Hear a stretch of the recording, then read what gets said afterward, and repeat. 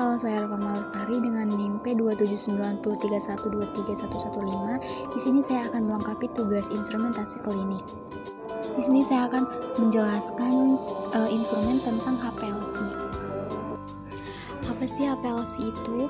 Jadi, HPLC adalah sebuah analisis kimia yang digunakan untuk memisahkan, mengidentifikasi, dan mengukur kandungan komponen dalam campuran yang akan dianalisis, disuntikan ke dalam kolom yang berisi fase diam atau pengisi, atau stationary phase yang dapat berupa resin atau partikel-partikel kecil. Larutan tersebut kemudian diletakkan melalui kolom dengan bantuan suatu fase gerak atau pelarut atau mobil phase yang biasanya berupa campuran air dan senyawa organik seperti metanol atau asesonitril. Fase diam dan fase gerak. Fase diam adalah fase tetap di dalam kolom berupa partikel dengan pori yang kecil dan memiliki area surface tinggi. Yang pertama ada polar atau fase normal, yaitu contohnya silika gel dan alumina. Dan yang kedua ada non-polar atau reversive phase, contohnya C18 dan C8. Terus ada fase gerak. Fase gerak berupa cairan atau pelarut yang berfungsi untuk membawa komponen campuran menuju detektor. Yang pertama ada polar, contohnya heksana, diklorometana, isopropanol, dan metanol. Dan yang non-polar contohnya seperti air, metanol, asetonitril, dan tetrahidrofuran. Apa sih elusi, eluen, dan eluat? Jadi yang pertama ada elusi adalah proses mengekstrak suatu zat dari campuran dengan menggunakan pelarut aktif yang kuat dan memisahkannya. Yang kedua ada eluen, adalah pelarut yang dipakai untuk proses migrasi membawa komponen-komponen zat bergerak melalui fasenya. Dan yang ketiga ada eluat. Eluat adalah hasil dari proses elusi.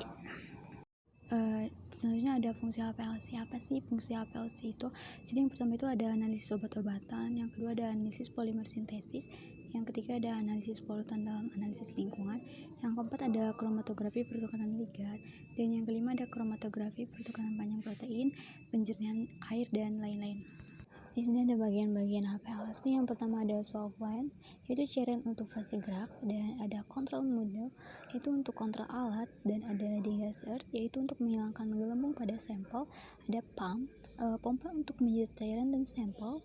Selanjutnya ada injektor, yaitu untuk memasukkan sampel ke dalam sistem HPLC dengan presisi. Terus ada TCC, yaitu suhu cairan dan sampel pada kolom, dan ada detector, yaitu untuk mendeteksi zat-zat dalam sampel. Di sini ada bagian kalibrasi alat yang harus dikalibrasi di alat HPLC itu. Yang pertama ada pump, terus ada injektor dan detector. Selanjutnya ada kelebihan dan kekurangan. Yang pertama ada kelebihannya itu dari waktu, kecepatan, efisiensi, akurasi, dan serbaguna dan sangat tepat dalam mengidentifikasi dan mengukur komponen kimia.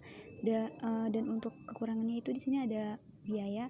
Meskipun mempunyai kelebihan, HPLC bisa jadi mahal dan membutuhkan jumlah organik yang mahal dalam jumlah besar.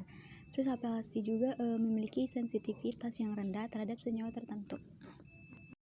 Selanjutnya ada faktor yang mempengaruhi hasil HPLC apa? Di sini ada diameter dalam kolom, semakin kecil semakin tinggi sensitivitasnya. Dan yang kedua ada tekanan pompa, semakin tinggi tekanannya semakin tinggi pula pemisahannya. Yang ketiga ada ukuran sampel, ada polaritas sampel, dan suhu, semakin tinggi suhu semakin tinggi pula pemisahannya. Selanjutnya ada pembacaan data. Nah, di sini ada pembacaan data, yaitu berdasarkan kromatogram maka senyawa dapat diidentifikasi.